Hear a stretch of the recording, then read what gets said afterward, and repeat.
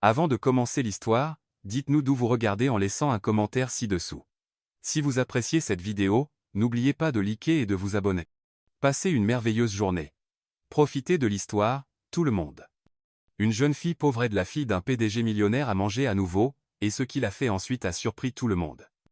Des yakisoba au fromage, les meilleurs de la ville, criait Stella en agitant une pancarte colorée. À 23 ans, elle savait que la gêne ne payait pas les factures. Après 8 heures de travail, elle avait 15 dans son pot à pourboire, et le loyer était dû le lendemain. Yakisoba spécial avec fromage fondu, seulement 8. C'est alors qu'elle vit un homme marcher sur le trottoir. James portait une petite fille dans ses bras. Son costume était coûteux, mais son visage affichait un désespoir total. L'enfant dans ses bras ressemblait à une poupée sur le point de se briser. « S'il te plaît, Emma, tu dois manger quelque chose, » suppliait James, s'arrêtant juste devant le chariot de Stella. « Ça fait 10 jours, ma chérie. Les médecins ne savent plus quoi faire. » Emma n'avait que 5 ans. Ses cheveux blonds étaient ternes, ses yeux bleus sans vie. Elle était bien trop maigre. « Je ne veux pas, papa, » murmura-t-elle faiblement. Rien n'a bon goût. En entendant cela, Stella sauta de la caisse sur laquelle elle se tenait pour promouvoir sa nourriture. La scène déchirante la toucha profondément. « Que lui est-il arrivé ?» demanda Stella en s'approchant. « Ma fille n'a pas mangé depuis 10 jours. J'ai consulté les meilleurs médecins, les meilleurs restaurants. Rien ne fonctionne. Elle dépérit sous mes yeux. » Stella s'agenouilla au niveau d'Emma. « Salut, princesse, veux-tu voir de la magie? Je fais des yakisoba avec des pouvoirs spéciaux. » « Des pouvoirs spéciaux ?» murmura Emma, curieuse pour la première fois depuis des jours. « Oui, mes yakisoba chassent toute la tristesse. Veux-tu voir ?» Stella alluma le feu et jeta des nouilles sur la grille chaude. Le grésillement attira immédiatement l'attention d'Emma. « D'abord, les nouilles spéciales, » dit Stella en remuant la grille, « ensuite, l'ingrédient le plus important, l'amour. » Elle fit un geste comme si elle saupoudrait des paillettes invisibles sur les nouilles. Les yeux d'Emma s'écarquillèrent. Elle n'avait jamais vu quelqu'un cuisiner avec autant de soin. Stella hacha des oignons et des poivrons, les jetant sur la grille avec panache. Elle versa une sauce sombre qui produisit le plus merveilleux des grésillements. L'odeur était indescriptible, sucrée, salée, tout simplement parfaite. « Et maintenant, le fromage magique » annonça Stella. Elle saupoudra du cheddar, qui fondit en filaments dorés. Elle servit le tout sur une assiette et la tendit à Emma. « Yakisoba spécial. Préparé avec amour, rien que pour toi. » Emma prit la fourchette avec ses petites mains tremblantes et goûta sa première bouchée. Ses yeux s'illuminèrent. « Papa !» cria-t-elle, souriant pour la première fois depuis des semaines. « C'est vraiment bon. » James n'en croyait pas ses yeux. Sa fille, qui avait refusé toute nourriture pendant 10 jours, mangeait maintenant avec un véritable appétit. Emma finit toute l'assiette et en redemanda. Stella en prépara une autre, et Emma mangea jusqu'à la dernière miette. La couleur revint sur ses joues. Elle ressemblait à nouveau à une petite fille normale. « Comment avez-vous fait ça ?» demanda James, ému. « Les enfants savent quand la nourriture est faite avec amour, » répondit Stella. « Ils ressentent la différence. »« Merci d'avoir fait manger ma fille, » dit James. Il paya, puis laissa un pourboire de 50. Stella était stupéfaite. Alors que James aidait Emma à descendre pour marcher, elle murmura quelque chose qui le figea. « Papa, elle cuisine comme maman avant qu'elle ne parte. » Le visage de James pâlit, ses yeux emplis de panique, comme si Emma venait de révéler un terrible secret. Il prit la main d'Emma et s'éloigna, laissant Stella avec l'étrange sensation que sa vie venait de changer à jamais. Le lendemain matin, Stella se réveilla à 5 heures, l'estomac gargouillant. Le pourboire de 50 était allé directement au paiement de son loyer en retard. Il ne lui restait que 2 pour acheter des ingrédients, mais elle ne pouvait s'empêcher de penser à cet homme en costume coûteux et à la petite fille maigre. Elle cuisine comme maman avant, les mots d'Emma résonnaient dans son esprit. « Yakisoba frais, le meilleur de la ville !» cria Stella, poussant son chariot au même endroit que la veille. Il était à peine 7 heures du matin lorsqu'elle vit James marcher vers elle. Emma était à ses côtés, mais elle traînait les pieds sans énergie. « Mademoiselle. » James agita la main désespérément. « Je suis tellement content que vous soyez là à nouveau. »« Bien sûr que je suis là, » sourit Stella. « Emma, princesse, comment vas-tu aujourd'hui ? » « J'ai faim, » murmura Emma. « Papa a essayé de me donner des céréales pour le petit déjeuner, mais je n'ai pas pu les manger. Je voulais juste tes nouilles. » Stella regarda James. Il semblait ne pas avoir dormi, yeux rouges, cheveux en désordre, costume froissé. Elle n'a rien mangé depuis hier, expliqua James. Elle a refusé tout ce que je lui ai proposé. Tout ce dont elle parlait, c'était de venir ici. Eh bien, alors, préparons encore des yakisoba magiques, dit Stella en allumant le feu. Inquisinante, Stella observa James. Il portait une montre qui valait plus que son loyer annuel. Ses chaussures étaient en cuir italien coûteux. Pourtant, il était là, sur un trottoir sale, suppliant une vendeuse de rue de sauver sa fille. « Quel genre de travail faites-vous » demanda Stella en remuant les nouilles.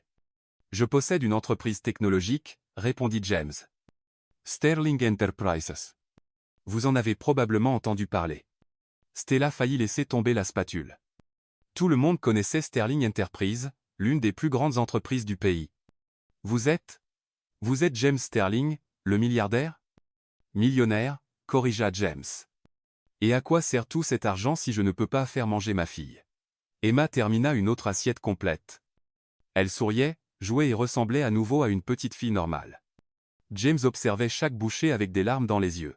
« Mademoiselle, » dit James une fois qu'Emma eut fini, « je dois vous faire une proposition. » Stella s'essuya les mains sur son tablier.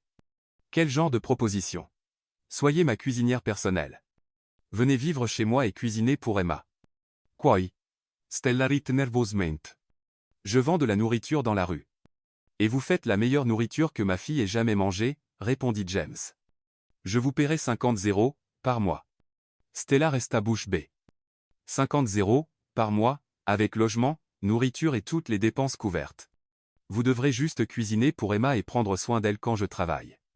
Stella pensa à sa mère malade à la maison, aux médicaments coûteux qu'elle ne pouvait pas payer, au loyer toujours en retard, aux jours sans repas convenable. Pourquoi moi? Demanda Stella. Vous pourriez engager n'importe quel chef célèbre dans le monde. James regarda Emma, qui jouait avec les derniers morceaux de yakisoba. Parce que, dit-il doucement, vous êtes la seule personne qui peut faire manger ma fille, et ça n'a pas de prix. Dites oui, et tous vos problèmes s'arrêtent aujourd'hui. Emma courut et serra la jambe de Stella. Viens vivre avec nous, s'il te plaît. Le cœur de Stella fondit. Comment pouvait-elle dire non à cet adorable enfant? D'accord, murmura-t-elle. J'accepte. James laissa échapper un soupir de soulagement. Soupa.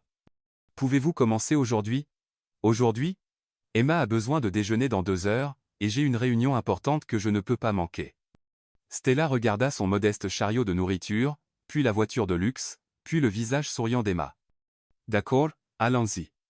Le manoir était encore plus impressionnant que Stella ne l'avait imaginé, portail électrique, immense jardin, piscine olympique. La maison avait 3 étages et ressemblait à un château. Waouh! Murmura Stella. Tante Stella, viens voir ma chambre. Emma prit la main de Stella et la tira à l'étage. La chambre d'Emma était de la taille de l'appartement entier de Stella, un lit de princesse, des jouets coûteux partout, une armoire pleine de robes. Mais Stella remarqua quelque chose d'étrange. Aucune photo d'une femme nulle part dans la maison, aucune touche féminine. On aurait dit que seuls des hommes vivaient là. Emma, où sont les photos de ta maman? Emma resta silencieuse un moment. Papa les a toutes rangées. Pourquoi? Il a dit que ça fait trop mal de les regarder.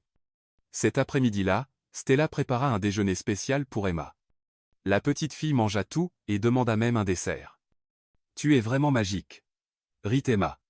Ce soir-là, quand James rentra du travail, il trouva Emma jouant joyeusement dans le salon. Elle a mangé? Demanda-t-il anxieusement. 3 repas complets, répondit Stella avec fierté. James ferma les yeux de soulagement. Je ne sais pas comment vous remercier. Plus tard, après qu'Emma se fut endormie, James fit visiter la maison à Stella. Voici la cuisine principale, voici le garde-manger, voici la vaisselle spéciale. Ils arrivèrent dans un couloir au 2e étage. James s'arrêta devant une porte blanche. N'ouvrez jamais cette porte, dit-il sérieusement. Pourquoi pas? C'est une chambre de bébé. Trop douloureux pour moi. Stella fronça les sourcils. Une chambre de bébé? Mais Emma a déjà 5 ans. Que s'est-il passé avec la mère d'Emma, au juste? Demanda Stella directement. James se figea, son visage se crispa, presque en colère. Elle est morte en donnant naissance à Emma. Je n'aime pas en parler. Mais Stella était sûre qu'il mentait. Emma avait dit que Stella cuisinait comme sa mère le faisait. Comment une enfant de 5 ans pourrait-elle se souvenir de la cuisine de sa mère si elle était morte en couche? Cette nuit-là, Stella resta éveillée, pensant, quel terrible secret James cache-t-il? 3 semaines s'étaient écoulées depuis que Stella avait commencé à travailler au manoir Sterling. Emma était une enfant différente. Elle avait pris du poids, ses joues étaient roses, et elle souriait tout le temps. Tante Stella, jouons à la maison. Emma courait dans la maison tous les matins, cherchant Stella. Stella était complètement tombée amoureuse de la petite fille. Elle se levait tôt pour préparer des petits déjeuners spéciaux, inventait de nouveaux jeux et racontait des histoires au coucher. Emma la suivait dans la maison comme un petit chiot adorable. « Seras-tu ma maman de cœur ?» demanda Emma un après-midi pendant que Stella brossait ses cheveux blonds. Le cœur de Stella se serra. « Je suis ton amie spéciale, princesse. Mais tu prends soin de moi comme une maman, insista Emma. Tu fais de la bonne nourriture, tu me donnes des bains, tu me racontes des histoires, comme ma maman le faisait. » Encore cette phrase. Stella fit semblant de se concentrer sur le brossage de ses cheveux. « À quoi ressemblait ta maman, Emma? Elle était belle et sentait toujours bon. Elle me chantait des chansons pour m'endormir et faisait des crêpes le dimanche, soupira Emma. Mais un jour, elle est partie et n'est jamais revenue. Stella arrêta de brosser ses cheveux. Elle est partie? Je pensais qu'elle était morte. Papa a dit qu'elle était morte, mais je me souviens qu'elle est partie avec des valises. Stella sentit un frisson la parcourir. Emma se souvenait de sa mère partant, vivante. Cette nuit-là, Stella descendit chercher un verre d'eau et entendit des sanglots étouffés venant du bureau de James. Elle marcha doucement vers la porte légèrement entr'ouverte. James était assis à son bureau, la tête dans les mains, pleurant doucement. Devant lui se trouvait une photo d'une belle femme blonde tenant bébé Emma. « Vanessa, pourquoi m'as-tu fait ça ?» murmura James. « Pourquoi as-tu abandonné notre fille ?» Stella s'éloigna en silence, le cœur battant. La mère d'Emma s'appelait Vanessa, et elle était vivante. James avait menti sur tout. Le lendemain, Emma dessina une image de sa famille de rêve, un homme, une femme et un enfant souriant. « C'est ma famille parfaite, » dit Emma, montrant le dessin à Stella. « C'est papa, c'est toi en tant que ma maman, et c'est moi. » James passa dans la pièce à ce moment-là, vit le dessin, et son visage pâlit. Il sortit rapidement. « Pourquoi papa a-t-il l'air triste ?» demanda Emma, confuse. « Je ne sais pas. Ma chérie, mentit Stella, mais elle savait exactement pourquoi. James cachait quelque chose de douloureux sur le passé d'Emma, et Stella était déterminée à découvrir la vérité. Cet après-midi-là, pendant qu'Emma faisait la sieste, Stella décida de lui poser la question directement. « James, j'ai besoin d'en savoir plus sur la mère d'Emma. » James lisait des papiers dans le salon quand il entendit la question. Tout son corps se tendit. « Pourquoi es-tu si obsédé par ça ?» demanda-t-il froidement. « Parce qu'Emma dit des choses qui ne correspondent pas à ton histoire, » répondit Stella fermement. Elle se souvient de sa mère cuisinant, chantant, étant vivante. Elle était très jeune. Ses souvenirs sont confus. Les enfants de plus de 3 ans peuvent avoir des souvenirs clairs, dit Stella. Et Emma se souvient de sa mère partant avec des valises, pas mourant. James se leva soudainement. Arrête. Je ne veux plus parler de ça. Pourquoi pas? Si elle est vraiment morte, pourquoi est-ce si difficile d'en parler? James la fixa avec colère. Parce que ça fait trop mal. J'ai perdu ma femme, et je ne veux pas revivre ça. Mais Stella vit quelque chose dans ses yeux, culpabilité, honte, peur, pas la tristesse d'un mari en deuil. Cette nuit-là, Stella ne pouvait pas dormir. Elle se leva et marcha dans la maison silencieuse, pensant à toutes les choses qui n'avaient pas de sens. Elle atteignit le couloir du 2e étage et s'arrêta devant la porte interdite. « Chambre de bébé » murmura-t-elle, se souvenant de ce que James avait dit. Elle regarda autour d'elle pour s'assurer qu'elle était seule. James dormait au rez-de-chaussée, Emma au 3e étage. Personne ne la verrait. La curiosité brûlant en elle, Stella s'agenouilla et regarda par le trou de la serrure. Ce qu'elle vit lui coupa le souffle. Ce n'était pas une chambre de bébé comme James l'avait dit. C'était une chambre de femme adulte avec un lit king-size couvert de vêtements, des robes élégantes, des chemisiers en soie, des pantalons de travail jetés partout.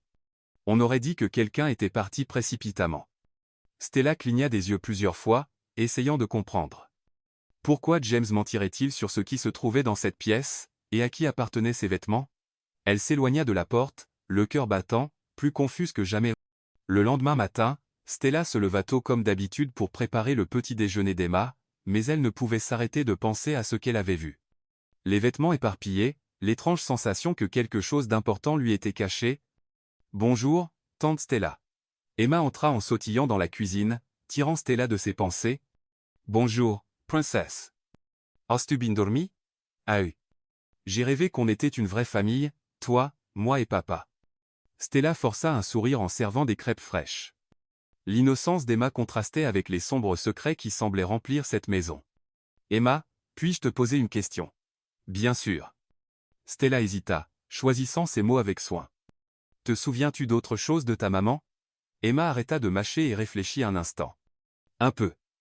Elle sentait bon et chantait de jolies chansons. Autre chose? Elle aimait les beaux vêtements. Elle avait plein de robes colorées, soupira Emma. Mais papa n'aime pas quand je parle d'elle. » Avant que Stella ne puisse poser d'autres questions, James entra dans la cuisine, parfaitement habillé pour le travail dans un costume. « Bonjour, les filles. »« Bonjour, papa. » Emma courut l'enlacer. Stella observa James attentivement.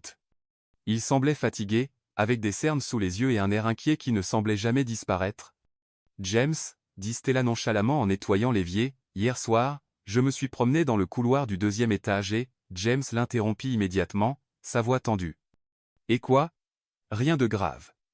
Je me demandais juste pourquoi tu gardes cette pièce verrouillée. » James laissa tomber sa fourchette, qui tinta contre l'assiette.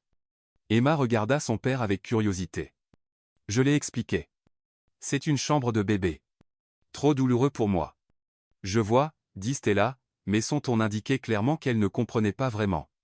James termina son café rapidement et partit au travail, laissant un silence inconfortable derrière lui. Toute la matinée, en s'occupant d'Emma, Stella ne pouvait s'arrêter de penser à ce qu'elle avait vu. Des vêtements de femme éparpillés ne correspondaient pas à l'histoire d'une chambre de bébé. Pourquoi James mentait-il? « Tante Stella, veux-tu jouer à cache-cache » demanda Emma après le déjeuner. « Bien sûr, princesse. » Elles coururent dans l'immense maison, riant et s'amusant. Emma se cacha derrière les rideaux du salon, puis sous la table de la cuisine. Puis ce fut son tour de trouver Stella. Stella monta à l'étage, cherchant un bon endroit pour se cacher. Elle passa par le couloir du 2e étage et s'arrêta juste devant la porte blanche. « Je viens !» cria Emma depuis le rez-de-chaussée. Stella fixa la porte interdite. La curiosité était plus forte que la prudence. Elle s'agenouilla à nouveau et regarda par le trou de la serrure. Les vêtements étaient toujours là, éparpillés, comme la veille. Mais cette fois, avec la lumière du jour entrant par la fenêtre, elle pouvait voir plus de détails. C'étaient des vêtements coûteux. Elle pouvait reconnaître des étiquettes de créateurs même à distance. Des talons gisaient sur le sol, une brosse à cheveux avec des mèches blondes reposées sur la coiffeuse, des parfums coûteux scintillaient au soleil. Qui avait vécu dans cette pièce, et pourquoi James la gardait-il verrouillée comme un sanctuaire interdit? « Je t'ai trouvé. » Emma courut dans le couloir. Stella se releva rapidement, essayant de cacher ce qu'elle faisait. « Tu m'as eu, petite maligne. Qu'est-ce que tu faisais là ?» demanda Emma en regardant la porte. « Oh, rien, je réfléchissais. » Emma prit soudain un air sérieux. « Papa n'aime pas qu'on s'approche de cette porte. »« Pourquoi pas? » ?»« Je ne sais pas. Il se fâche. » Une fois, la femme de ménage s'est approchée, et lui a crié dessus. Stella sentit un frisson. Quel genre de secret pouvait provoquer une telle réaction? Le reste de la journée se déroula comme d'habitude. Emma joua, mangea bien, prit un bain, et écouta des histoires au coucher. Mais Stella ne pouvait se détendre, toujours perturbée par le mystère de cette pièce. Quand James rentra du travail ce soir-là, Stella l'attendait dans le salon. « Comment était ta journée » demanda-t-il en desserrant sa cravate. « Calmé. Emma a bien mangé. Et nous avons beaucoup joué. » James sourit sincèrement pour la première fois depuis des jours. « Je ne sais pas comment te remercier. Stella. Emma a complètement changé depuis ton arrivée. C'est une enfant merveilleuse. Elle l'est. C'est la chose la plus importante que j'ai au monde. » Stella vit une opportunité de poser une question.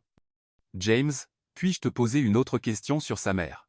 Son expression changea immédiatement. « Que veux-tu savoir, comment était-elle » Emma pose parfois des questions, et je ne sais pas quoi dire. James resta silencieux un long moment, regardant dans le vide. « Elle était compliquée, dit-il finalement. Belle, mais compliquée. » Compliquée comment?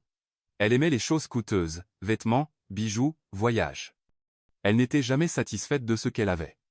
Stella ressentit un pincement de reconnaissance, des vêtements coûteux éparpillés dans cette pièce verrouillée. Ça doit être dur pour Emma de grandir sans sa mère. C'est pourquoi ta présence ici est si importante, dit James en la regardant droit dans les yeux. Tu remplis un vide que je n'aurais jamais pu combler seul.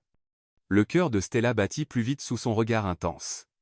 James, je sais que c'est trop tôt pour dire ça, il s'approcha, mais tu n'es pas seulement la cuisinière ici. Tu es devenue une partie de notre famille. Stella sentit des papillons dans l'estomac. La proximité, son parfum, la sincérité dans sa voix, tout cela la faisait se sentir attirée par lui. Mais les mensonges sur la pièce verrouillée créaient un mur invisible entre eux. J'ai besoin de connaître la vérité sur cette pièce, dit soudain Stella. James recula comme si elle l'avait giflé. Pourquoi reviens-tu toujours là, dessus? Parce que j'ai l'impression que tu caches quelque chose d'important, et si nous devons être une famille, il ne peut pas y avoir de secret entre nous. James passa ses mains dans ses cheveux, visiblement bouleversé. Certains secrets existent pour protéger les gens qu'on aime. Les protéger de quoi? De la vérité qui pourrait leur faire mal. Stella s'approcha. Je suis plus forte que tu ne le penses. James la regarda dans les yeux un long moment. Il semblait lutter intérieurement entre dire la vérité ou maintenir le mensonge. Pas aujourd'hui, dit-il finalement. Peut-être qu'un jour j'aurai le courage de te le dire, mais pas aujourd'hui. Il monta les escaliers, laissant Stella seule dans la pièce, plus confuse et intriguée que jamais. Cette nuit-là, Stella resta éveillée, pensant à tout, les vêtements éparpillés, les mensonges de James, l'attirance croissante entre eux, et surtout, le sentiment que quelque chose d'important lui était caché. Que cachait James dans cette pièce, et pourquoi avait-il si peur de dire la vérité? Dans les jours qui suivirent, la curiosité de Stella à propos du passé de James et d'Emma ne fit que croître. Elle ne pouvait s'arrêter de penser aux vêtements éparpillés dans la pièce interdite, et les mensonges évidents de James la rendaient de plus en plus mal à l'aise. Un après-midi ensoleillé, pendant qu'Emma jouait dans le jardin, Stella décida de regarder de plus près dans la maison. Elle connaissait déjà toutes les pièces principales, mais n'avait jamais vraiment exploré le bureau de James. « Tante Stella, je vais jouer avec mes poupées », cria Emma en courant vers sa chambre. « D'accord, ma chérie, appelle-moi si tu as besoin de quelque chose. » Profitant qu'Emma était occupée, Stella se dirigea vers le bureau. La porte était légèrement entr'ouverte, comme toujours pendant la journée. Elle entra lentement, observant chaque détail. Les murs étaient décorés de diplômes et de certificats professionnels de James. Il y avait un grand bureau en bois sombre et des étagères remplies de livres sur les affaires. Mais ce qui attira son attention furent les cadres photos sur le bureau. Stella s'approcha, curiosa. Il y avait plusieurs photos de James lors d'événements professionnels et d'autres de lui avec Emma à différents âges. Mais à l'arrière du bureau, partiellement caché derrière des objets, il y avait un cadre retourné face contre table. Elle jeta un coup d'œil vers la porte pour s'assurer qu'elle était seule, puis retourna soigneusement le cadre. La photo montrait un James plus jeune, souriant sincèrement, à côté d'une superbe femme blonde. Elle portait une robe élégante et tenait un petit enfant dans ses bras, Emma, qui semblait avoir environ 2 ans. Le cœur de Stella s'emballa. Emma avait 2 ans sur cette photo. Cela signifiait que sa mère était vivante au moins jusqu'à ce qu'Emma ait 2 ans, contredisant complètement l'histoire de James selon laquelle elle était morte en couche. Stella prit le cadre avec des mains tremblantes, étudiant chaque détail de la photo. Emma semblait heureuse dans les bras de la femme blonde, qui avait des yeux bleus saisissants et une expression confiante. James se tenait à côté d'eux, mais son sourire semblait forcé, comme si quelque chose le tracassait.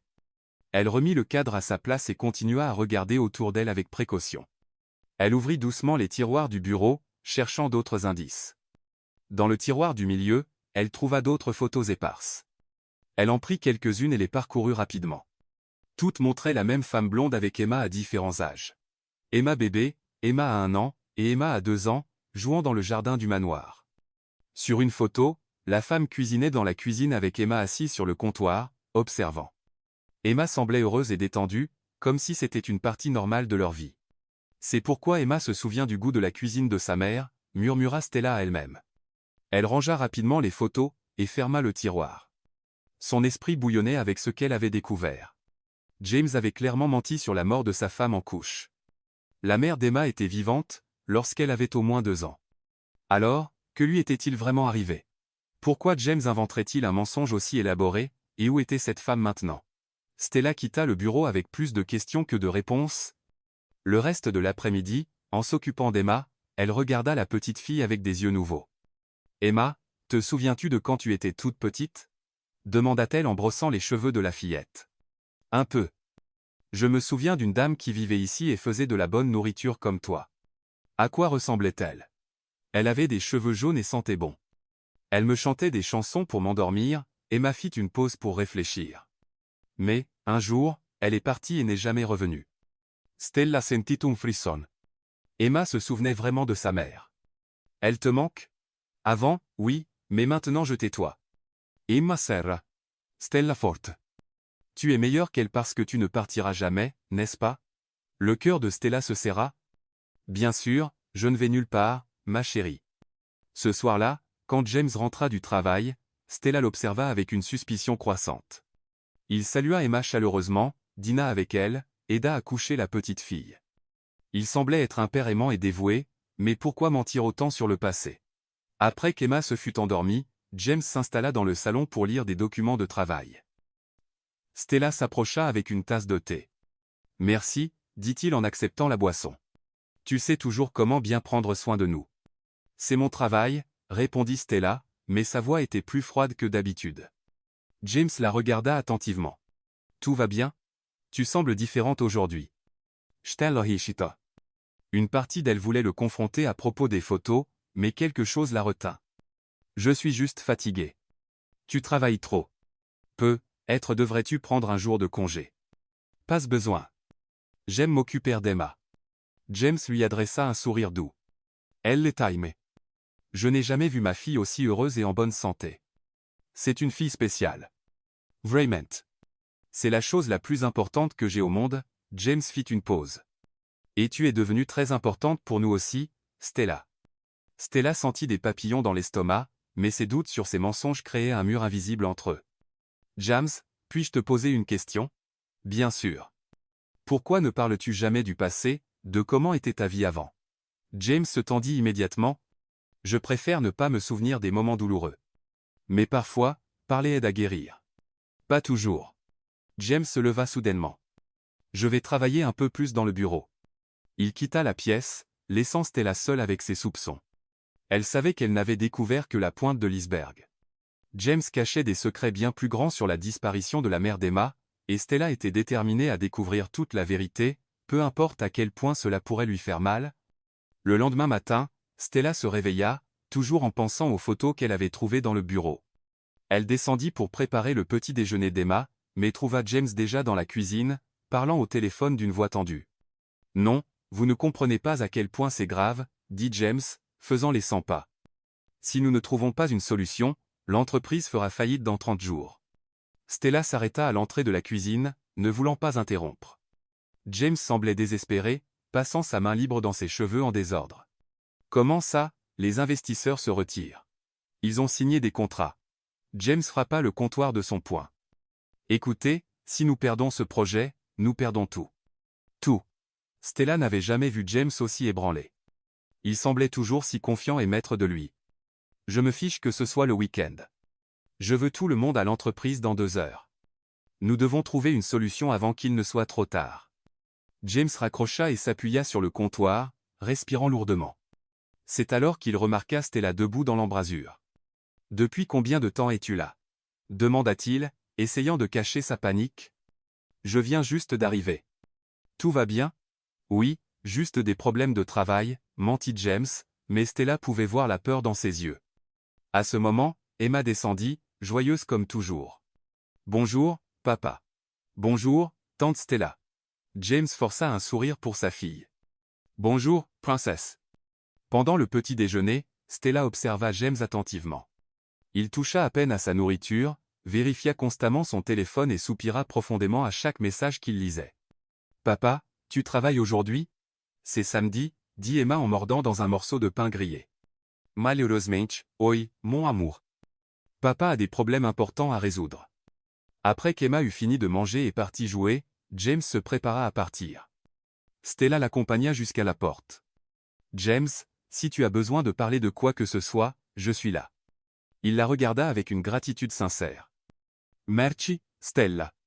Tu n'as pas idée à quel point ta présence ici compte pour moi. » Après le départ de James, Stella passa la journée à s'occuper d'Emma, mais elle ne pouvait s'arrêter de penser à la conversation téléphonique qu'elle avait entendue. L'entreprise de James avait de graves problèmes financiers.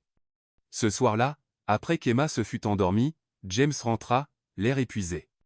Ses vêtements étaient froissés, et ses yeux étaient rouges de fatigue. « Comment ça s'est passé ?» demanda Stella en lui servant le dîner. « Horrible, admit James. Absolument horrible. » Stella s'assit à table avec lui. « Veux-tu en parler ?» James hésita, puis laissa échapper un profond soupir. « L'entreprise est au bord de la faillite. Nous avons 30 jours pour trouver une solution, sinon nous perdons tout. » Que s'est-il passé? Nous avons investi massivement dans un nouveau projet technologique. Nous avons dépensé des millions pour développer un logiciel révolutionnaire. James se frotta le visage fatigué. Mais quand nous l'avons présenté aux investisseurs, ils se sont retirés. Ils ont dit que le marché n'était pas prêt. Stella fronça les sourcils. Mais si le logiciel est vraiment innovant, d'autres investisseurs ne seraient-ils pas intéressés? C'est plus compliqué que ça. Nous avons d'énormes dettes, des employés à payer, des contrats à honorer. James repoussa son assiette, à peine touchée. Et maintenant, les banques réclament les prêts. Stella réfléchit un moment. Pendant ses études de comptabilité, elle avait appris à gérer des situations comme celle-ci. As-tu pensé à restructurer la dette? Peut-être négocier des délais plus longs avec les banques, pendant que vous cherchez de nouveaux investisseurs? James la regarda, surpris. Comment sais-tu ça? Stella réalisa qu'elle en avait trop dit. J'en ai entendu parler quelque part. Stella, comment une cuisinière connaît-elle les finances d'entreprise? Elle hésita mais décida de dire la vérité. J'ai étudié la comptabilité à l'université. Vraiment? Oui. J'ai obtenu une bourse et suis arrivé jusqu'au dernier semestre. Stella baissa les yeux. Mais ma mère est tombée malade. Elle avait besoin de médicaments coûteux et de soins constants. J'ai dû quitter l'école pour travailler et m'occuper d'elle. James resta silencieux un long moment, essayant de digérer ce qu'elle venait de dire. Tu as presque obtenu un diplôme en comptabilité? Il ne me manquait que de présenter mon projet final et de passer les derniers examens. Et pourquoi ne m'as-tu jamais dit ça? Parce que ça n'a plus d'importance. Je n'ai pas de diplôme. Je ne peux pas travailler dans ce domaine. Stella soupira tristement. Toutes ces années d'études ont été gâchées. James s'approcha elle. Stella, tes connaissances n'ont pas été gâchées. Te souviens-tu encore de la plupart? De la plupart, oui. Pourquoi? Parce que peut-être que tu peux m'aider à sauver mon entreprise. Stella le regarda, incrédule. James alla dans le bureau et revint avec un dossier rempli de documents. Il étala les papiers sur la table de la cuisine. Regarde ces chiffres. Dis-moi ce que tu vois. Stella étudia les documents attentivement, bilan financier, feuille de calcul des coûts, projection de revenus. Lentement, son esprit retrouva ses années d'université. Vos coûts opérationnels sont trop élevés par rapport à vos rendements actuels, dit-elle après quelques minutes. Mais je vois un potentiel de revenus qui n'est pas exploité. Que veux-tu dire? Vous avez des contrats de maintenance avec d'anciens clients qui paient des frais très bas. Si vous renégociez ces contrats avec des tarifs actualisés, les revenus augmenteraient d'au moins 40%. James se pencha, intéressé.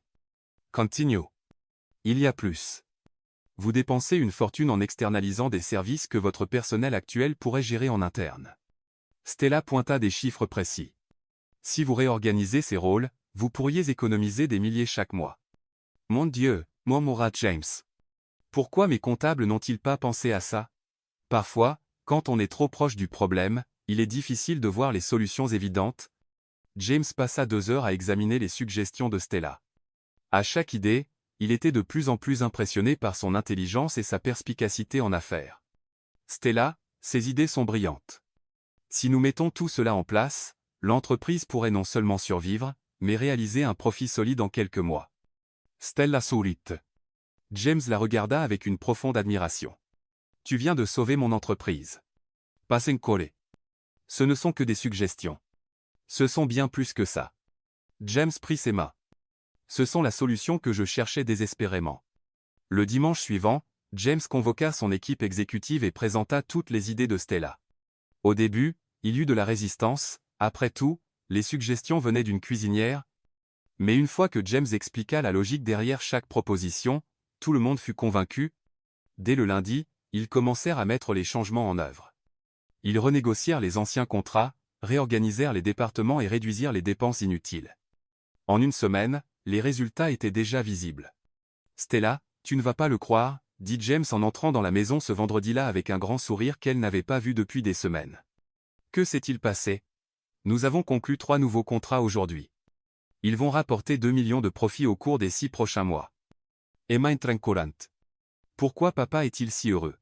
Parce que tante Stella a sauvé l'entreprise de papa, dit James en prenant Emma dans ses bras et en la faisant tournoyer. Tante Stella est la personne la plus intelligente du monde, cria Emma en riant. James regarda Stella avec une expression pleine de gratitude, d'admiration et de quelque chose de plus profond encore. Elle l'est vraiment, dit-il doucement. La personne la plus spéciale que j'ai jamais rencontrée. Stella sentit son cœur s'emballer. Malgré tous les mensonges sur le passé, elle ne pouvait nier qu'elle tombait amoureuse de James. Et pour la première fois, elle vit dans ses yeux qu'il ressentait la même chose. 3 jours après le succès des nouveaux contrats, James rentra plus tôt que d'habitude. Il trouva Stella dans la cuisine, préparant le dîner pendant qu'Emma faisait ses devoirs à table. « Stella, j'ai besoin de te parler », dit James avec un regard sérieux mais plein d'espoir. « Pinzua. Quelque chose s'est passé à l'entreprise? » « En fait, oui, quelque chose de vraiment bien. » James s'approcha. « Les résultats de tes suggestions ont dépassé toutes les attentes. Non seulement nous avons sauvé l'entreprise, mais nous réalisons le meilleur trimestre des 5 dernières années. » Stella sourit fièrement. « Je suis contente que ça ait marché. C'est pourquoi je veux te faire une proposition. » « Quel genre de proposition? » James prit une profonde inspiration. « Je veux que tu travailles dans mon entreprise en tant que comptable officiel. » Stella faillit laisser tomber la poêle qu'elle remuait. « Que veux-tu dire? Tu as un talent incroyable pour la finance. Ce serait du gâchis de garder ces connaissances cachées ici à la maison. » James, je ne peux pas travailler comme comptable. Je n'ai pas de diplôme. Ça n'a pas d'importance. Tes connaissances pratiques valent plus que n'importe quel certificat. James approcha encore. Bien sûr, officiellement, tu ne peux pas signer de documents comme un comptable agréé, mais tu pourrais travailler comme mon assistante financière personnelle. Personne n'a besoin de savoir que tu n'as pas terminé l'université. Stella était tentée mais pensa rapidement à sa plus grande responsabilité. Et Emma? Qui va cuisiner pour elle? Nous pouvons engager une cuisinière, et tu peux lui apprendre à faire la nourriture comme Emma l'aime. Tu penses que ça fonctionnera? J'en suis sûr. Emma a juste besoin de temps pour s'habituer à quelqu'un de nouveau. La chance de retourner dans son domaine d'études était tentante, mais s'occuper d'Emma était devenue sa priorité absolue. Combien payerais-tu? 100 € par an, plus avantage. Stella resta bouche bée. 100 €? Tu as sauvé une entreprise de 20 millions. Ce salaire est le moins que tu mérites. C'était un montant qui changerait complètement la vie de Stella. Elle pourrait payer tous les traitements de sa mère, rembourser toutes ses dettes, et enfin avoir une sécurité financière. D'accord, dit-elle finalement. Je le ferai. James s'illumina d'un sourire. Vraiment? Vraiment, mais seulement si nous trouvons une cuisinière qu'Emma aime vraiment. Laisse-moi m'en occuper. Le lendemain, James fit venir 3 candidates pour le poste de cuisinière. La première était une femme expérimentée nommée Hélène, qui avait travaillé dans des restaurants haut de gamme. La seconde était Clara, une jeune diplômée d'une école culinaire. La troisième était Evelyne, une femme d'âge moyen spécialisée dans la cuisine pour enfants. Stella passa toute la matinée à leur apprendre à préparer les plats préférés d'Emma, yakisoba spécial, crêpes en forme de cœur et sandwichs découpés en formes amusantes. Le secret, c'est l'attention, expliqua Stella à Hélène. Emma peut sentir quand la nourriture est faite avec amour. Quand Emma rentra de l'école, elle goûta la nourriture de chaque cuisinière. Elle goûta tout poliment, mais Stella pouvait voir qu'elle n'était pas enthousiaste. « Laquelle as-tu préférée, ma chérie ?» demanda Stella. Emma regarda les 3 femmes, puis Stella. La nourriture était bonne, mais... Mais quoi? Ça n'avait pas le même goût que la tienne, tante Stella. James soupira. Emma, tu dois leur donner une chance.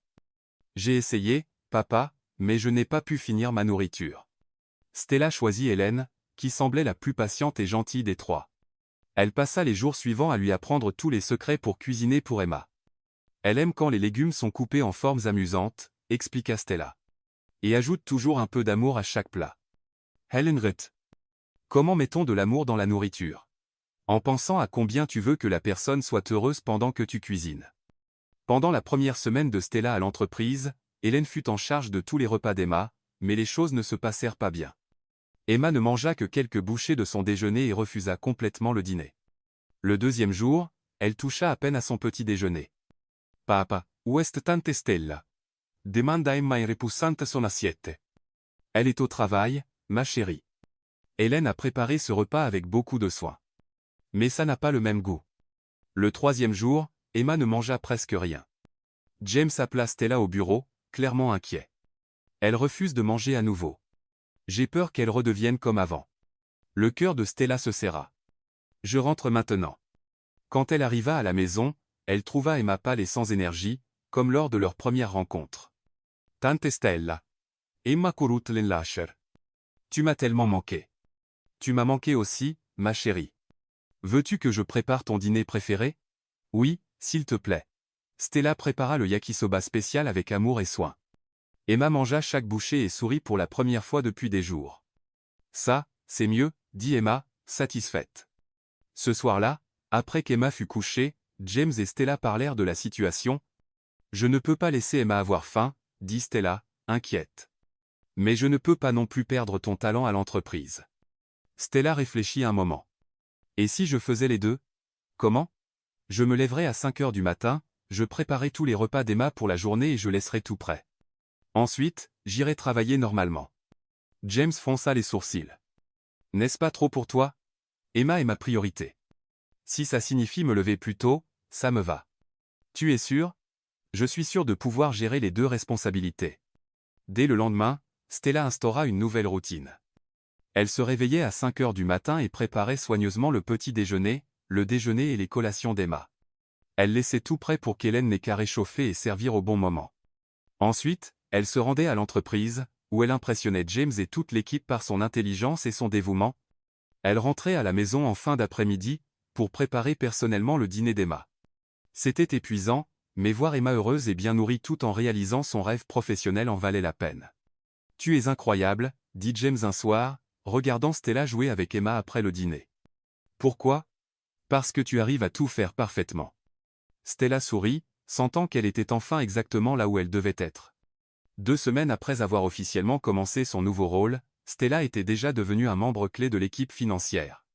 Elle arrivait tous les jours à 8 heures du matin après s'être levée à 5 heures pour préparer les repas d'Emma. « Bonjour, Stella », disaient les employés lorsqu'elle passait dans les couloirs. James avait créé un poste spécial pour elle, assistante financière senior, qui lui permettait de participer à des réunions importantes sans soulever de questions sur son absence de diplôme. Seuls eux, deux, connaissaient ce secret. Lors de sa première réunion avec les investisseurs, Stella impressionna tout le monde avec ses analyses précises et ses suggestions innovantes.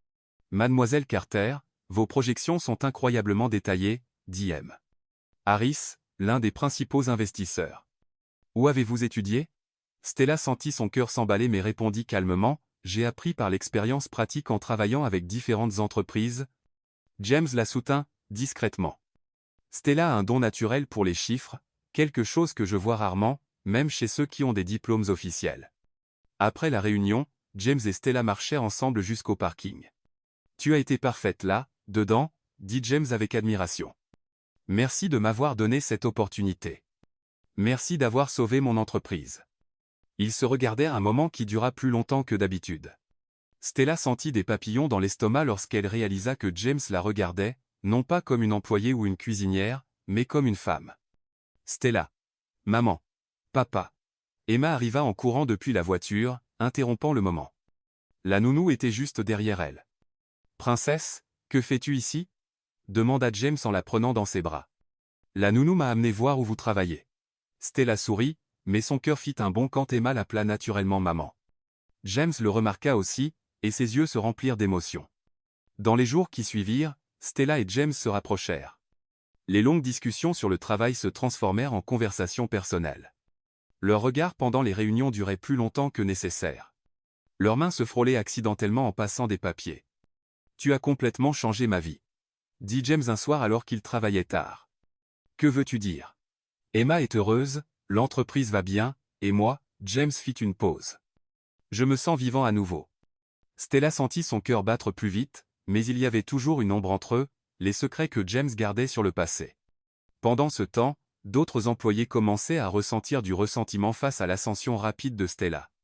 Marc Santos, comptable senior depuis 15 ans, et Laura Lima, responsables administratifs depuis 10 ans, commencèrent à se rencontrer en secret? Comment une vendeuse de rue peut-elle soudainement obtenir un poste aussi élevé? Murmura Mark pendant une pause café. Quelque chose ne va pas. Laura qui est-ce? Elle est sortie de nulle part, et maintenant James la traite comme une sorte de génie financier. Je suis sûr qu'il y a quelque chose de louche. Mark dit à voix basse. Je vais enquêter sur son passé. Fais attention que James ne le découvre pas, avertit Laura. Il est clairement impliqué émotionnellement. Il ne peut pas voir qu'elle pourrait tous nous tromper. Ignorant les complots, Stella continuait à donner son maximum à l'entreprise et aux soins d'Emma. Mais elle commença à remarquer quelque chose de différent au travail, des regards froids, des conversations qui s'arrêtaient quand elle passait, une exclusion subtile de certains groupes. Tu imagines des choses, dit James quand elle en parla. Tu es exceptionnel. Il est normal que certaines personnes soient jalouses. Mais Stella était sûre que Mark et Laura tramaient quelque chose contre elle. La question était, que planifiait-il? La campagne contre Stella commença subtilement. Mark et Laura commencèrent à répandre de petits commentaires apparemment innocents dans les couloirs de l'entreprise. C'est étrange que Stella sache toujours exactement quoi dire dans les réunions, murmura Laura à d'autres employés. On dirait presque qu'elle connaît les questions à l'avance. C'est définitivement suspect, acquiesça Mark. Une vendeuse de nourriture de rue qui devient soudainement une experte en finance d'entreprise? Quelque chose ne va pas. Les rumeurs se répandirent rapidement. Les employés commencèrent à remettre en question les qualifications de Stella, son ascension rapide dans l'entreprise et sa proximité avec James. J'ai entendu dire qu'elle n'a même pas de diplôme universitaire, dit la réceptionniste. Elle a probablement quelque chose avec le patron, suggéra un autre employé.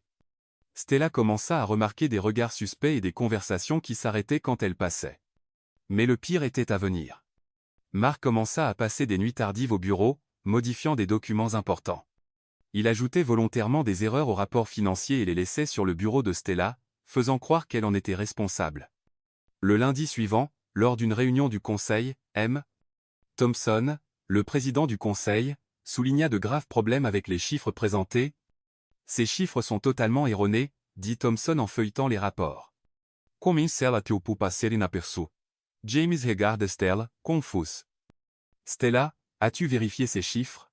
Oui, je les ai vérifiés vendredi. Tout était correct quand j'ai fini, répondit Stella, sincèrement confuse. Eh bien, ils ne sont pas corrects maintenant, répondit Thompson froidement. Ces écarts auraient pu coûter des millions à l'entreprise. Après la réunion désastreuse, James convoqua Stella dans son bureau. Que s'est-il passé là, dedans? Je ne sais pas, James. Je te jure que j'ai tout vérifié soigneusement. Il n'y avait pas d'erreur quand j'ai soumis le rapport. James voulait la croire, mais le conseil était sous une forte pression. La semaine suivante, d'autres erreurs apparurent. Cette fois, Mark fut encore plus prudent. Il modifia des registres comptables et planta des preuves faisant croire que Stella avait tenté de dissimuler des pertes financières majeures. Cela ressemble à une fraude délibérée, dit Laura de manière dramatique lors d'une réunion d'urgence. Quelqu'un essaie de saboter notre entreprise. Tous les regards se tournèrent vers Stella. Elle sentit le sol se dérober sous ses pieds. Je ne ferai jamais ça, dit-elle, la voix tremblante. Pourquoi saboterais-je l'entreprise pour laquelle je travaille? Peut-être pour couvrir tes propres erreurs, suggéra Mark.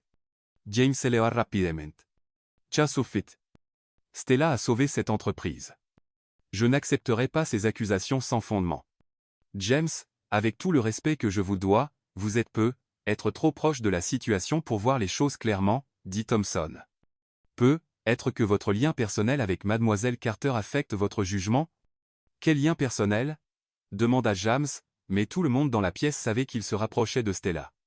Après la réunion, James et Stella marchèrent en silence jusqu'au parking. Pourquoi me défends-tu autant? Demanda soudain Stella. James s'arrêta de marcher. Que veux-tu dire? Tu mets ta réputation en jeu pour moi. Pourquoi? James la regarda profondément dans les yeux. Parce que je te fais confiance plus que je ne devrais probablement. Stella sentit son cœur s'emballer. Il y avait tant d'émotions dans sa voix, tant de vulnérabilité. James? Non, il secoua la tête. Je ne peux pas dire ce que je pense. Pas maintenant. Pas comme ça. Pendant ce temps, Mark poursuivit son enquête privée sur Stella. Il engagea un détective privé pour fouiller dans son passé. 3 jours plus tard, Mark reçut un rapport qui le fit sourire malicieusement. Laura, Tu ne vas pas croire ce que j'ai trouvé, dit-il en lui montrant les documents. Qu'est-ce que c'est? Stella Carter n'a jamais obtenu de diplôme. Elle a abandonné l'université au dernier semestre. Pas de diplôme, pas de certification, aucune qualification. Les yeux de Laura s'écarquillèrent. Cela signifie qu'elle travaille illégalement comme comptable, et James le savait depuis le début. Stella, de son côté, avait commencé sa propre enquête. Elle arrivait plus tôt et restait plus tard, essayant de découvrir qui sabotait son travail. Une nuit, en examinant d'anciens fichiers, elle trouva des incohérences étranges. Des documents qu'elle était sûre d'avoir correctement remplis présentaient maintenant des erreurs évidentes. Des chiffres qu'elle avait vérifiés 2 fois avaient été modifiés. Quelqu'un trafique mes fichiers, murmura-t-elle à elle-même. Elle commença à faire des copies de tout ce sur quoi elle travaillait, gardant les versions originales chez elle comme preuve.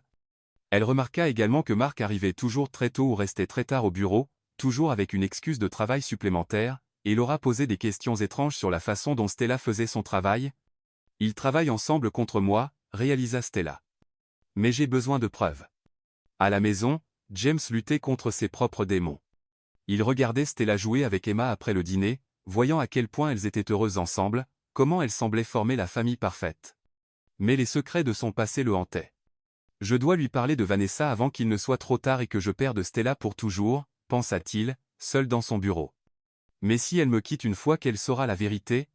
James se retrouva à regarder une photo cachée de Vanessa. Son ex-femme était belle, élégante, apparemment parfaite, mais à l'intérieur, elle était froide, calculatrice et égoïste. Vanessa m'a quitté quand Emma était petite. Elle a abandonné notre fille pour partir avec un autre homme, pensa-t-il amèrement. Comment puis-je dire ça à Stella? Comment puis-je admettre que j'ai été abandonné, rejeté, trahi? La peur de perdre Stella le paralysait. Elle était tout ce dont il avait toujours rêvé, attentionnée, intelligente, une mère parfaite pour Emma, mais tout reposait sur un énorme mensonge. Si elle découvre que j'ai menti sur tout, elle me détestera, se tortura James. Mais si je ne lui dis pas bientôt, quelqu'un d'autre pourrait le faire. Le lendemain, la tension à l'entreprise atteignit son paroxysme. Mark avait préparé son coup final pour exposer publiquement que Stella n'était pas qualifiée pour le poste qu'elle occupait. Stella arriva au travail, sentant que quelque chose de terrible allait se produire. James semblait visiblement nerveux, évitant le contact visuel direct. « Nous avons une réunion importante à 10 heures, dit-il formellement. « Quel genre de réunion? Le conseil veut clarifier certaines questions sur la documentation. » Stella sentit un frisson. Sa propre enquête privée avait révélé des signes de sabotage, mais elle n'avait toujours pas de preuves solides sur qui en était responsable. « James, j'ai besoin de te dire quelque chose d'important. J'ai découvert. » Après la réunion, répondit-il, mais Stella vit la panique dans ses yeux. À 10 heures précises, tout le monde se rassembla dans la salle de conférence. L'atmosphère était lourde de tension. Mark souriait avec confiance. Laura cachait à peine son excitation. Thompson ouvrit la réunion. « Nous sommes ici pour discuter de graves irrégularités affectant la crédibilité de cette entreprise. » Stella sentit son monde professionnel commencer à s'effondrer, mais elle ne savait pas que James était sur le point de perdre bien plus qu'une employée. Il était sur le point de perdre la femme qu'il aimait. La salle de conférence était pleine. Outre le conseil, il y avait 3 investisseurs importants que James avait invités pour discuter de nouveaux projets. L'estomac de Stella se noua lorsqu'elle réalisa l'importance de la réunion. Thompson commença formellement. « Messieurs, nous avons convoqué cette réunion pour clarifier des questions concernant l'intégrité de nos processus internes. » Mark se leva, tenant un dossier rempli de documents. « M. Thompson, avec votre permission, j'aimerais présenter des preuves alarmantes que j'ai trouvées. » « Allez-y, dit Thompson. J'ai découvert que notre entreprise a embauché des employés sans les qualifications nécessaires pour des postes à haute responsabilité. » Mark regarda directement Stella. Plus précisément, mademoiselle Stella Carter, qui occupe le poste d'assistante financière senior, n'a jamais obtenu de diplôme universitaire. Un murmure choqué se répandit dans la pièce. Les investisseurs échangèrent des regards inquiets.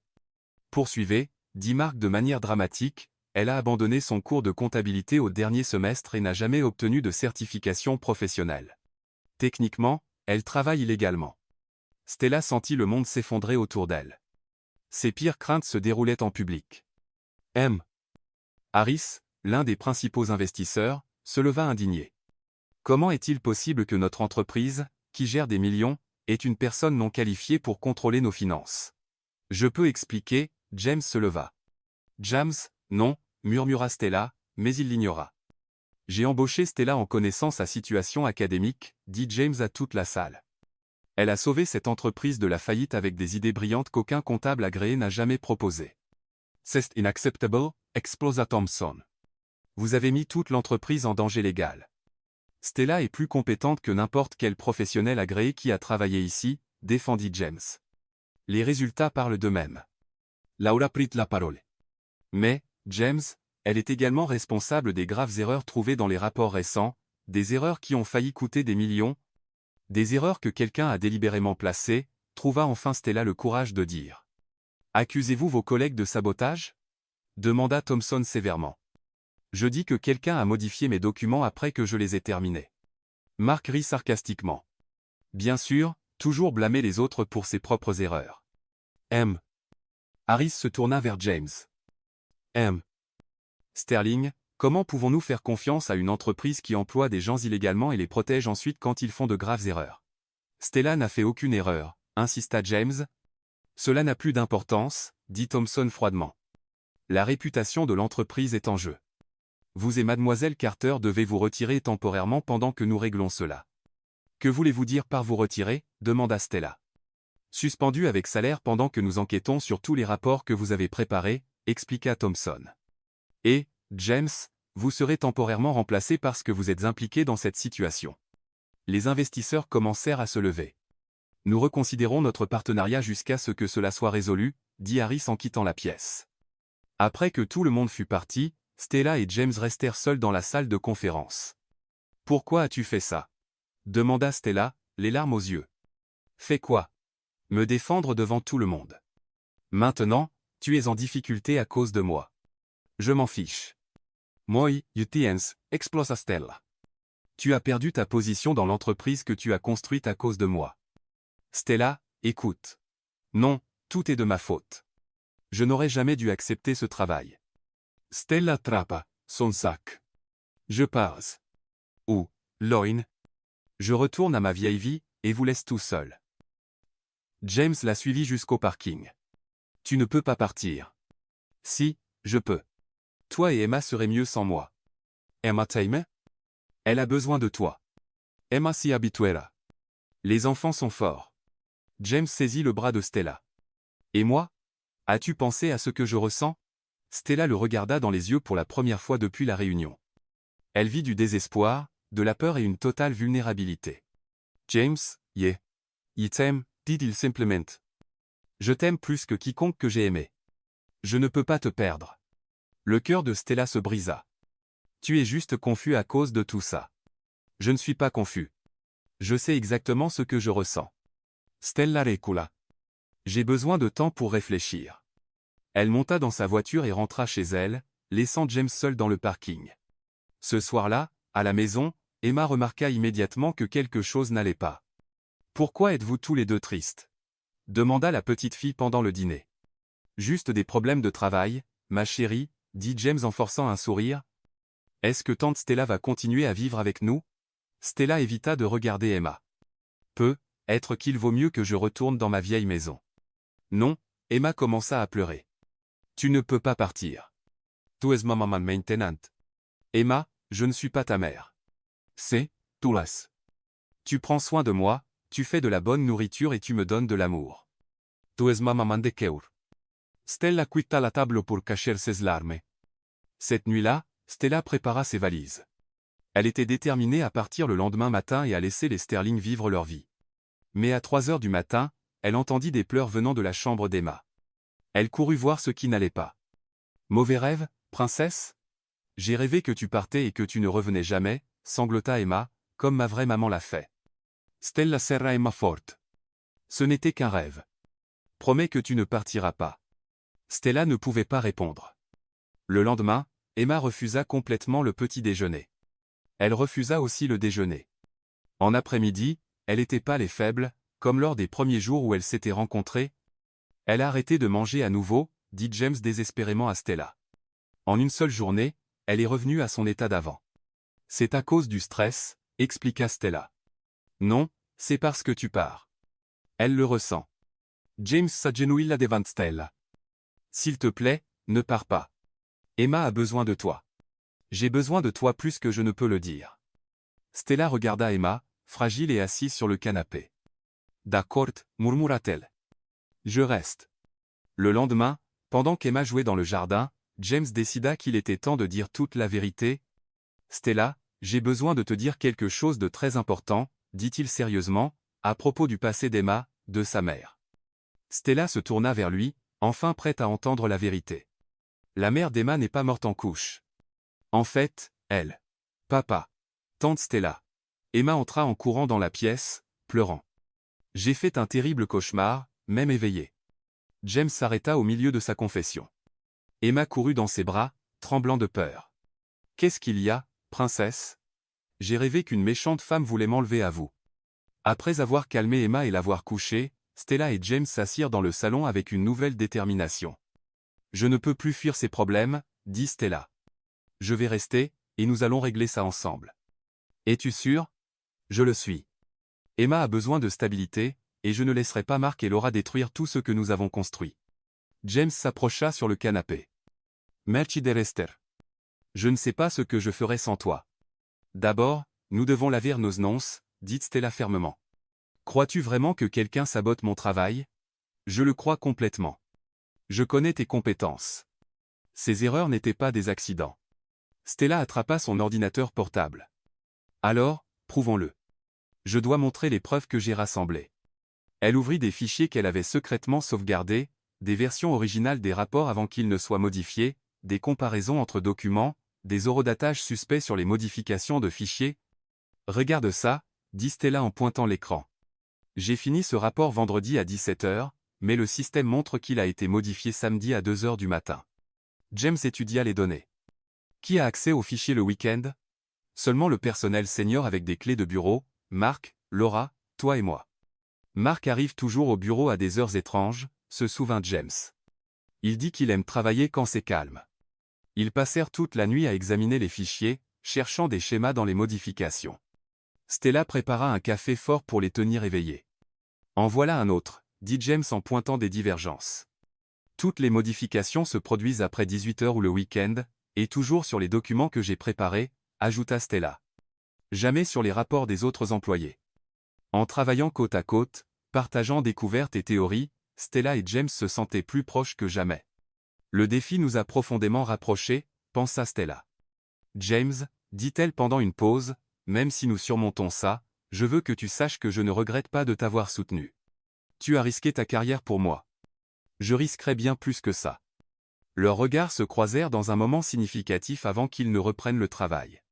Le lendemain, ils continuèrent à creuser. James utilisa son autorité temporaire pour vérifier les journaux de sécurité du bâtiment. Regarde ça, dit-il en montrant les enregistrements à l'écran. Mark est entré dans le bâtiment samedi à 1h47. Exactement 45 minutes avant les modifications du système, calcula Stella. Et Laura était là dimanche matin quand personne d'autre ne travaille. Il construisait un dossier solide mais avait besoin de plus de preuves. Je dois accéder à l'ordinateur de Mark, dit Stella. C'est risqué. S'il le découvre. C'est notre seule chance de tout prouver. Cet après-midi-là, pendant que Mark était en réunion extérieure, Stella et James entrèrent discrètement dans son bureau. Stella brancha une clé USB sur son ordinateur. Je copie tous les fichiers modifiés, murmura Stella. Si nous obtenons les versions originales qu'il a sauvegardées. Quelqu'un arrive, avertit James en regardant dans le couloir. Stella termina le transfert rapidement, et ils quittèrent le bureau. Ce soir-là, en examinant les fichiers copiés, ils firent une découverte choquante. Mon Dieu! Murmura James. Regarde ces conversations par email. Des messages apparurent à l'écran entre Mark, Laura et quelqu'un identifié uniquement comme EP. Le plan fonctionne. Sterling Enterprise fera faillite dans 2 semaines. Parfait. Quand l'entreprise s'effondrera, je l'achèterai à bas prix, et nous garderons nos emplois dans la nouvelle direction, lut Stella avec une horreur croissante. Il n'essayait pas seulement de me nuire. Il voulait détruire toute l'entreprise. Et regarde qui est EP, dit James en pointant un email plus détaillé. Edward Pierce, lut Stella. Je ne connais pas ce nom. Moi, si. C'est mon plus grand concurrent. Il essaie d'acheter mon entreprise depuis des années. Les pièces du puzzle s'assemblèrent. Mark et Laura n'agissaient pas par jalousie personnelle. Ils avaient été engagés pour saboter l'entreprise de l'intérieur, provoquant sa faillite pour que Pierce puisse l'acheter à bas prix. Ils ont utilisé ma situation comme le bouc émissaire parfait, réalisa Stella. Une employée sans diplôme serait blâmée pour tous les problèmes. Mais grâce à tes soupçons, nous avons découvert la vérité, dit James, impressionné. Travaillant ensemble tard dans la nuit, ils organisèrent toutes les preuves, emails compromettants, journaux d'accès, comparaison de documents, historique de modifications. Nous avons assez de preuves pour les faire tomber, dit Stella, satisfaite. Et pour sauver notre entreprise, ajouta James. Pendant ces nuits intenses d'enquête, Stella et James partagèrent plus que du travail. Ils partagèrent des peurs, des espoirs et des rêves. Ils parlèrent de leur enfance, de leurs ambitions et de leurs regrets. Je n'ai jamais si bien travaillé avec quelqu'un, admit James. On dirait qu'on pense pareil. Nous formons une bonne équipe, acquiesça Stella. Dans tout, dit James avec émotion. Travail, famille. Stella sentit son cœur s'emballer. Malgré tous les problèmes, elle savait qu'elle tombait complètement amoureuse de James. James, je sais, interrompit-il doucement. Je ressens la même chose. Ils étaient sur le point de s'embrasser quand ils entendirent Emma appeler pour de l'eau. Le moment se brisa, mais tous deux savaient que quelque chose d'important avait changé entre eux. Le lendemain, avec toutes les preuves organisées, ils étaient prêts à affronter Mark et Laura. Mais d'abord, ils devaient tout présenter au conseil d'administration. Je suis nerveuse, admet Stella. Pas besoin de l'être. Nous avons la vérité de notre côté. Mais s'ils ne nous croient pas, James lui prit la main. Ils croiront, et même s'ils ne le font pas, nous affronterons ça ensemble. Stella sourit, sentant pour la première fois depuis des semaines que les choses pourraient vraiment s'arranger. Ils avaient les preuves, l'un l'autre, et la détermination de se battre pour la vérité. Le lundi matin, Stella et James entrèrent dans la salle de conférence avec un dossier rempli de preuves. Le conseil était déjà là, y compris Thompson et les investisseurs qui avaient menacé de se retirer. « Messieurs », commença James avec une confiance renouvelée, « nous avons convoqué cette réunion pour présenter la vérité sur les récents problèmes de l'entreprise. » Thompson fronça les sourcils. « James, vous êtes toujours suspendu. »« Ce que nous avons à montrer va tout changer », interrompit Stella en connectant son ordinateur portable au projecteur. Les premières preuves apparurent à l'écran, des emails entre Mark, Laura et Edward Pierce. Comme vous pouvez le voir, expliqua Stella, il y avait un plan systématique pour saboter notre entreprise. Harris se pencha en avant, lisant attentivement. Edward Pierce, n'est-ce pas votre plus grand concurrent, James? Exactement. Il a engagé nos propres employés pour nous détruire de l'intérieur. Stella passa en revue toutes les preuves avec soin, journaux d'accès, modifications de fichiers, historique de sabotage, le plan complet pour provoquer la faillite. Mon Dieu! Murmura Thompson. Mark et Laura essayaient de briser l'entreprise et utiliser Stella comme bouc émissaire, ajouta James. Toutes les erreurs ont été placées délibérément. Quand ils terminèrent la présentation, la salle était complètement silencieuse. Thompson se leva. Nous devons confronter Mark et Laura immédiatement. 20 minutes plus tard, Mark et Laura furent appelés dans la salle. En voyant les preuves projetées sur le mur, ils pâlirent tous les deux. Pouvez-vous expliquer ces emails? Demanda Thompson froidement. Mark tenta nier. Ce doit être faux. Les enregistrements sont réels, dit Harris. Nous avons des experts en technologie qui l'ont confirmé. Laura commença à pleurer. Nous avions besoin de l'argent. Pierce offrait tellement. Vous avez essayé de détruire une entreprise entière, explosa Thompson. Vous avez trahi vos collègues, fait du tort aux investisseurs, et failli causer des centaines de licenciements. Vous êtes licencié pour faute grave, déclara James, et vous ferez face à des accusations criminelles. Mark et Laura furent escortés par la sécurité. Thompson se tourna vers Stella et James. Nous présentons nos excuses formelles, en particulier à Mademoiselle Carter, qui a été injustement accusée. Merci, dit Stella avec dignité. Harris avance. Mademoiselle Carter, vos compétences sont exceptionnelles. Nous voulons financer votre retour à l'université, pour que vous puissiez terminer votre diplôme. Les yeux de Stella s'écarquillèrent. Vraiment? Absolument. Vous méritez des qualifications officielles à la hauteur de votre talent, et nous voulons que vous restiez dans l'entreprise, ajouta Thompson. James, vous êtes réintégré en tant que PDG immédiatement. Après la réunion, Stella et James marchèrent en silence jusqu'au parking, assimilant tout ce qui s'était passé. Nous l'avons fait, dit Stella finalement. Nous l'avons fait, corrigea James, s'arrêtant et se tournant vers elle. Sans avertissement, il l'embrassa profondément, là, dans le parking. Stella lui rendit son baiser, sentant des papillons dans l'estomac. « Je t'aime », murmura James contre ses lèvres. « Je t'aime aussi », admit enfin Stella ce qu'elle ressentait depuis des semaines. Ce soir-là, après qu'Emma fut endormie, Stella et James s'assirent dans le jardin sous les étoiles. « Je n'arrive pas à croire que tout est résolu, » dit Stella, posant sa tête sur son épaule. « Tu as été incroyable aujourd'hui. Je n'ai jamais vu quelqu'un d'aussi courageux. » James l'embrassa à nouveau, cette fois plus passionnément. Le cœur de Stella s'emballa alors qu'il la serrait plus fort. « Stella, » murmura James, « je veux que tu saches que tu es la femme la plus extraordinaire que j'ai jamais rencontrée. » « James, non. Laisse-moi finir. Tu as complètement changé ma vie, sauvé mon entreprise, pris soin de ma fille comme si elle était la tienne, et tu m'as fait croire en l'amour à nouveau. » Ils passèrent la nuit à parler, s'embrasser et planifier l'avenir. Pour la première fois, James partagea ouvertement ses sentiments, ses peurs et ses rêves pour eux trois en tant que famille. Dans les semaines qui suivirent, leur romance s'épanouit. James apportait des fleurs à Stella au travail. Ils partageaient des dîners romantiques après qu'Emma était couchée et passaient des week-ends entiers ensemble comme la famille parfaite. « Tante Stella, » dit Emma un matin au petit déjeuner, « puis-je t'appeler ma maman de cœur ?» Stella sentit des larmes dans ses yeux. « Bien sûr que tu peux, princesse. »« Maman de cœur » répéta Emma avec un sourire, « parce que tu prends soin de mon cœur comme une vraie maman. » James observa leur interaction avec une profonde émotion. Voir Stella et Emma ensemble le faisait rêver de mariage, d'autres enfants, d'une famille complète et durable. En secret, James commença à planifier une demande en mariage. Il choisit une magnifique bague en diamant, planifia une demande romantique et imagina Emma comme demoiselle d'honneur à leur mariage. Mais plus il planifiait l'avenir, plus la culpabilité à propos du passé pesait sur lui. « Comment puis-je épouser Stella en gardant un si grand mensonge ?» pensa-t-il, seul dans son bureau. Elle mérite de connaître la vérité sur Vanessa. Le secret concernant la mère d'Emma devenait de plus en plus difficile à porter. James savait qu'il devait parler à Stella de l'abandon, de comment Vanessa les avait quittés pour un autre homme, de tous les mensonges qu'il avait racontés pour protéger Emma. Et si Stella me quittait en apprenant que j'ai été abandonné? Se tortura-t-il?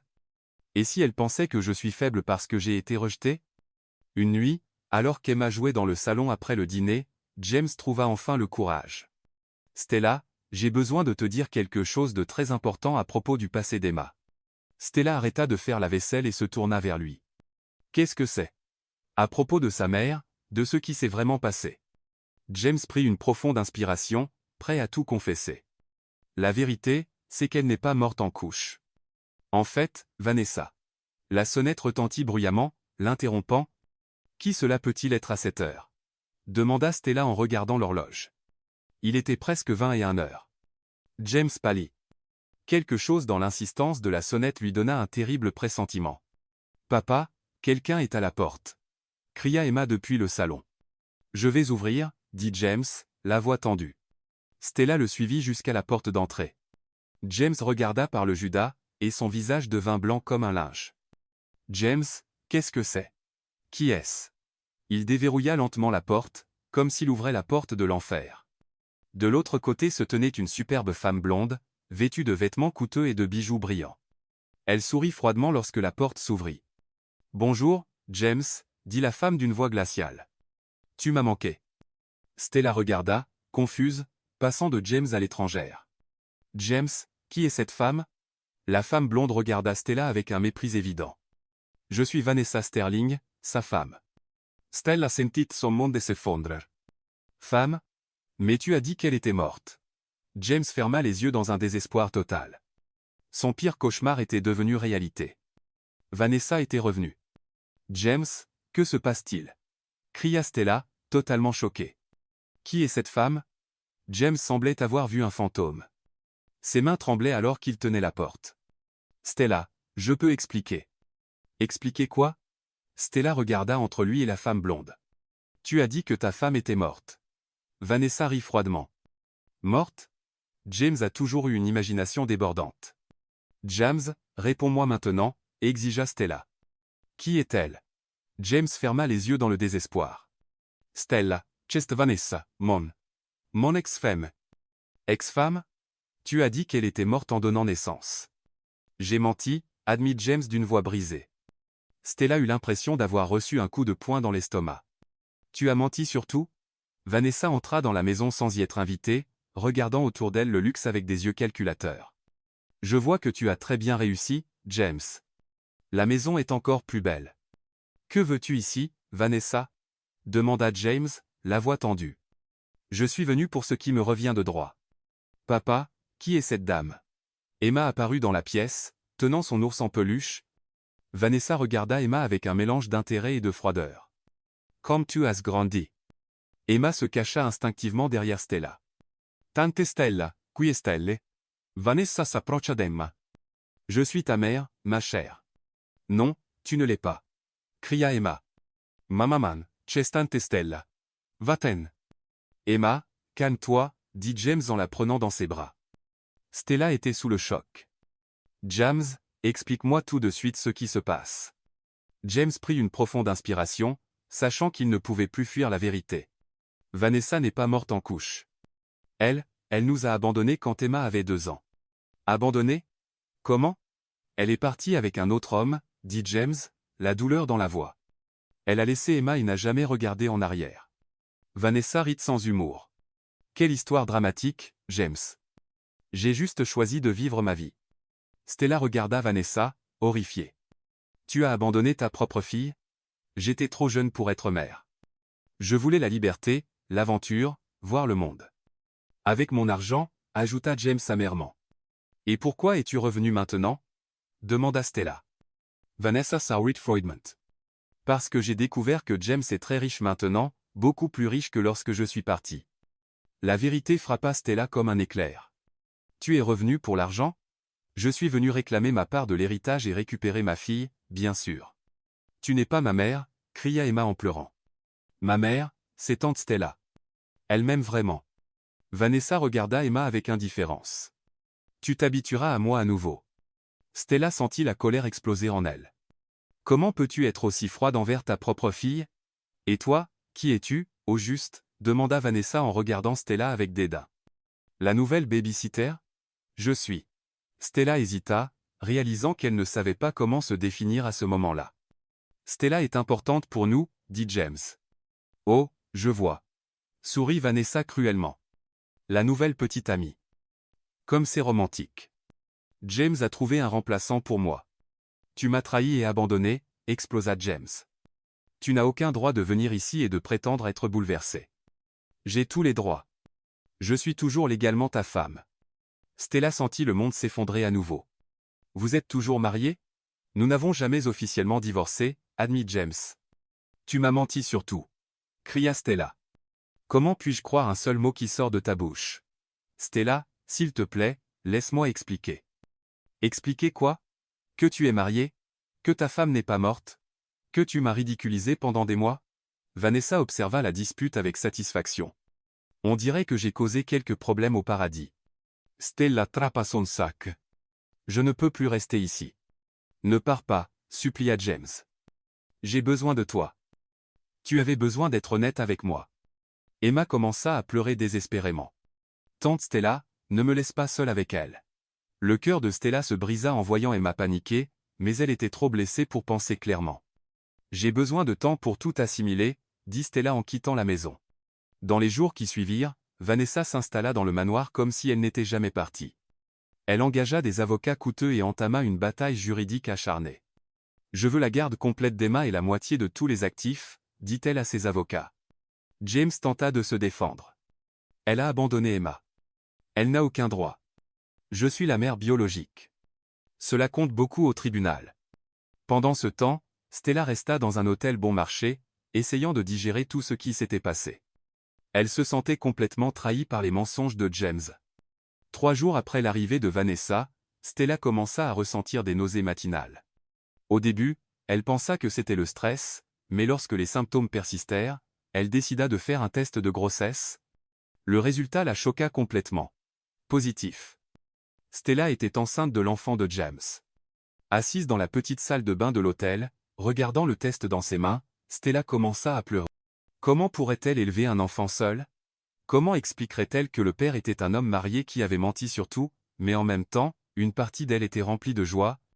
Elle avait toujours rêvé d'être mère. Et maintenant elle portait l'enfant de l'homme qu'elle aimait, malgré toutes les complications. Que vais-je faire maintenant? Pensa-t-elle, posant ses mains sur son ventre encore plat. Pendant ce temps, au manoir Sterling, Emma refusait complètement tout contact avec Vanessa. La petite fille pleurait constamment, demandant tante Stella, et ne mangeait rien de ce que Vanessa lui offrait. Où est tante Stella? Demandait Emma tous les jours. Oublie cette femme, disait Vanessa froidement. Je suis ta mère maintenant. Tu n'es pas ma mère. Ma mère même. James regardait sa fille souffrir, le cœur brisé. Il avait perdu Stella à cause de ses mensonges, et maintenant il voyait Emma tourmentée par la femme qu'il avait abandonnée des années auparavant. La semaine suivante, les avocats de Vanessa déposèrent une requête officielle demandant la garde d'Emma et la division des actifs. La bataille juridique avait officiellement commencé, et Stella, enceinte et seule, devait décider si elle devait parler à James de l'enfant ou élever son enfant loin de tout ce chaos. Une semaine après avoir découvert la grossesse, Stella passa des tests plus détaillés.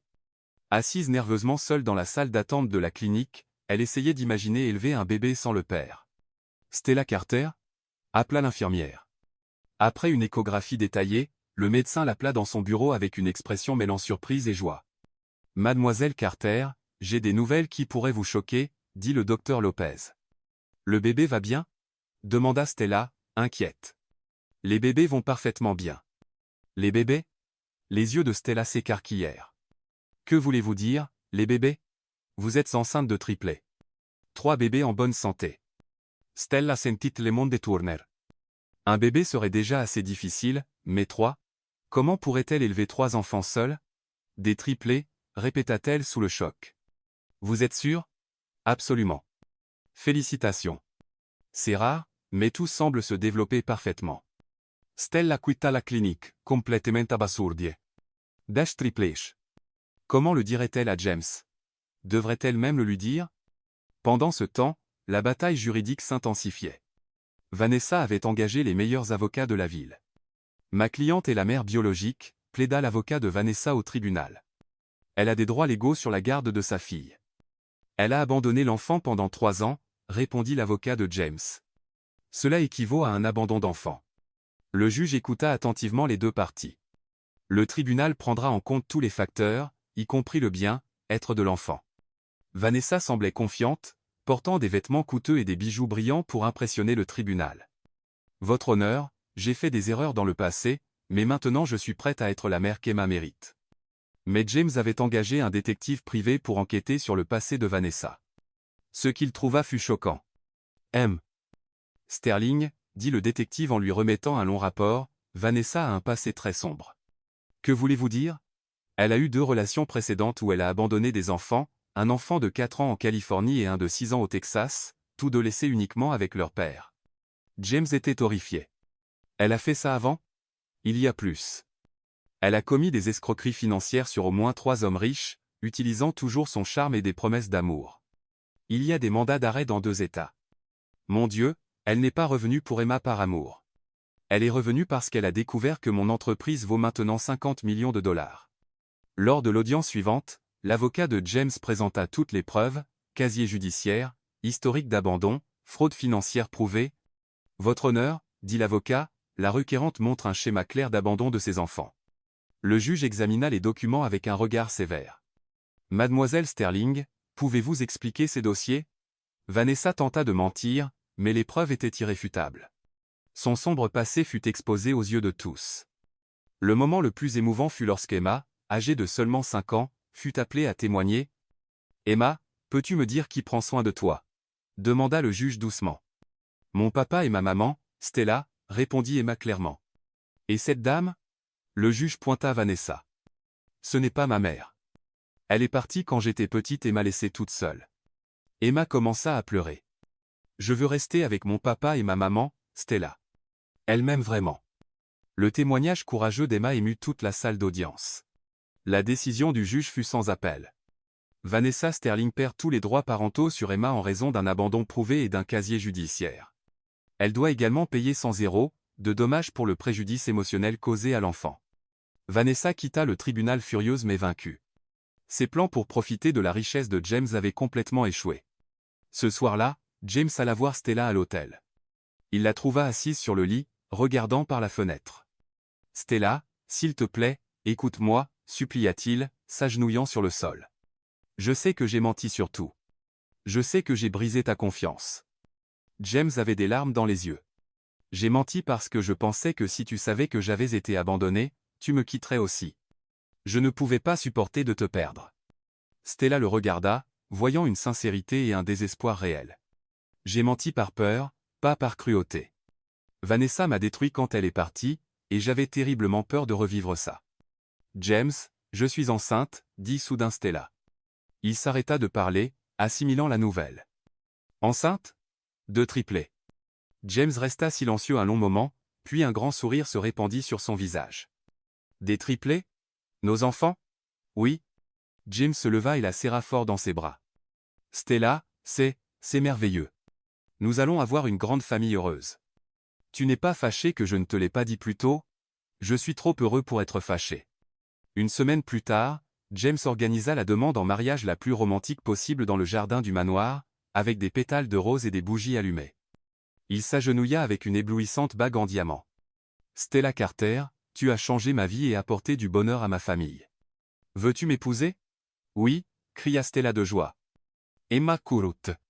Maintenant, tante Stella va vraiment être ma maman. » Le mariage fut une cérémonie intime et émouvante, avec Emma rayonnante en tant que demoiselle d'honneur.